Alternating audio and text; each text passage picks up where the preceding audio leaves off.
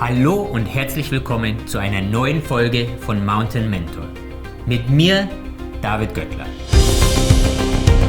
Nach über 20 Jahren in den hohen Bergen der Welt, unzähligen Expeditionen und Trekkings, will ich meine Erfahrung mit dir teilen und hoffe so, der ein oder andere Tipp und Trick hilft dir bei deinem nächsten Abenteuer da draußen.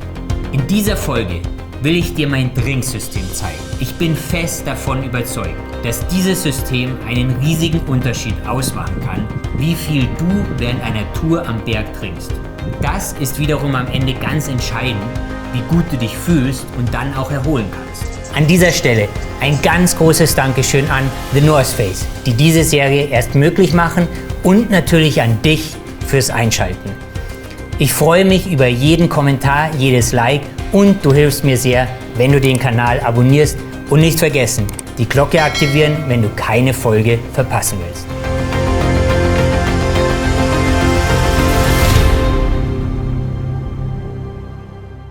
Seit ich mit diesem System arbeite, ob an einem Gipfeltag, an einem 8000er wie dem Everest, in den Alpen oder beim Laufen daheim, habe ich eine um Welten bessere Trinkroutine entwickelt. Ich habe mir das Ganze vom Trailrunning, vom Laufen abgeschaut.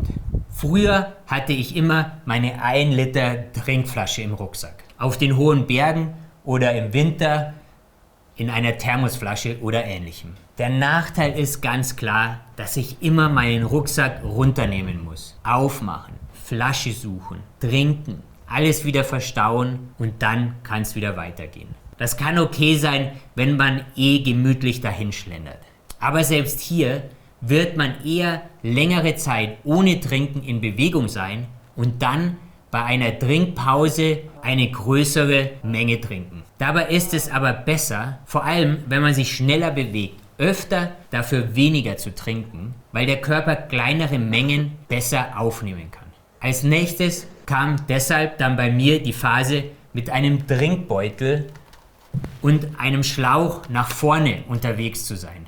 Für mich hatte dieses System immer 2 Nachteile. Erstens wusste ich nicht, wie viel ich noch in dem Beutel zum Trinken hatte. Es war also sehr schwierig, sich das Ganze gut einzuteilen und einen Überblick zu haben. Und zweitens, sobald es kalt war, gefriert das Mundstück und der Schlauch super schnell ein. Selbst wenn man hier versucht, den Schlauch und das Mundstück zu isolieren und oder das Trinken zurückbläst, ist es mir selber immer wieder vorgekommen, dass es eingefroren ist. Und dann schleppt man das Trinken mit rum und kommt doch nicht dran.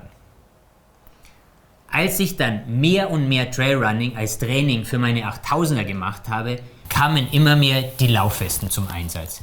Hier kann man 1 oder 2 kleinere, maximal 500 Milliliter große sogenannte Softflask vorne in diese Brusttaschen reinmachen. Dieses System fand ich auf Anhieb genial und ich wollte es auch beim Bergsteigen haben. Also habe ich ausprobiert, was hier am besten funktioniert. Jeder kann das auf die ein oder andere Weise in der eigenen Bekleidung oder dem Rucksack integrieren. Wenn man mit einem eher Trailrunning-orientierten Rucksack unterwegs ist, hat man ja oft schon 2 solche Taschen in den Schulterriemen integriert. Wenn nicht, gibt es hier von diversen Herstellern Halterungen, die man selber nachträglich anbringen kann. Diese Schultertaschen funktionieren super, solange es nicht unter 0 Grad ist, das Trinken also nicht einfrieren kann. Wenn es kalt ist, habe ich das Trinken in den Softflask unter meiner 1. oder 2. Schicht. Am Anfang hatte ich hier eine ganz leichte Trailrunning-Weste im Einsatz. Da habe ich am Rücken alles weggeschnitten, also keine Taschen dran oder irgendetwas, was drücken kann.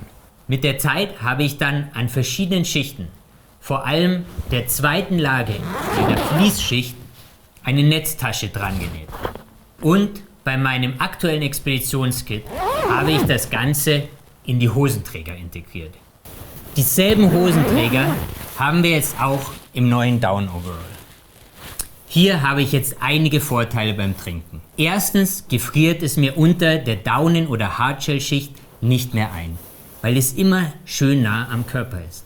Zweitens fühle ich mehr oder weniger, wie viel Trinken ich noch habe, und am wichtigsten, ich komme super leicht dran. Ich muss nicht mehr meinen Rucksack runternehmen und aufmachen. Ich kann während des Gehens oder bei einer ganz kurzen Pause einfach schnell meinen Reißverschluss öffnen und zack, 1 oder 2 Schlücke trinken.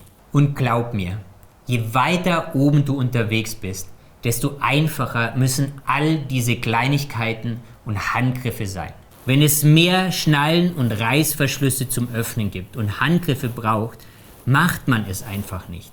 Und gerade das Trinken ist eben so wichtig, um möglichst lang und gut unterwegs zu sein.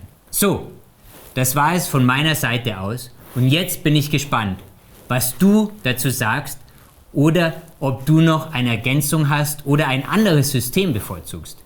Schreib mir das bitte in die Kommentare, dann können wir alle voneinander lernen. Und wie immer, nicht vergessen, never stop exploring und bis zur nächsten Folge von Mountain Mentor mit mir, David Böttcher.